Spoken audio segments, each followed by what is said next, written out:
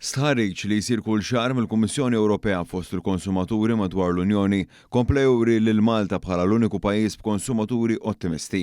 Ir-riżultat miksub għal Malta huwa fost l-aqwa mindu beda jsir l-istħarriġ dwar pajjiżna f'Novembru tal-2002. Sa dan it-tant b'kuntrast madwar l-Ewropa hemm pessimizmu kbir fost il-familji kif qed ibatu minn inflazzjoni kbira u miżuri ta' austerità mill-gvernijiet tagħhom. L-istħarriġ jgħid li kważi wieħed minn kull 10 Maltin qiegħed f'sitwazzjoni finanzjarja li tjiebet jew qed jistenna li titjieb aktar. B'kontrast għal dan, maġġoranza ta' wieħed minn kull 20 Ewropew qalu li s-sitwazzjoni finanzjarja tagħhom marret għall-ar jew jistennew li se tkompli tmur ħażin. Kważi nofs l-Ewropej jemmnu li l-ekonomija tagħhom se teħżien fi żmien li ġej, b'maġġoranza ta' terz jgħidu li l-qatt se jitla'. Dan is-sentiment twaqqafhom milli jonfqu aktar bħalissa, speċjalment fuq oġġetti li jiswew ħafna u li jistgħu jgħaddu mingħajrhom bħalissa.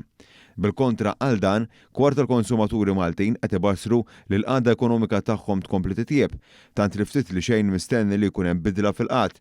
Il-proporzjon ta' dawk li qed jidħlu għal xirijiet kbar ukoll żdied ħafna u jilħaq kważi wieħed minn kull 6 familji. Il-familji Maltin xorta sostnew li qed iżidu t-tifdil tagħhom matul dan iż-żmien.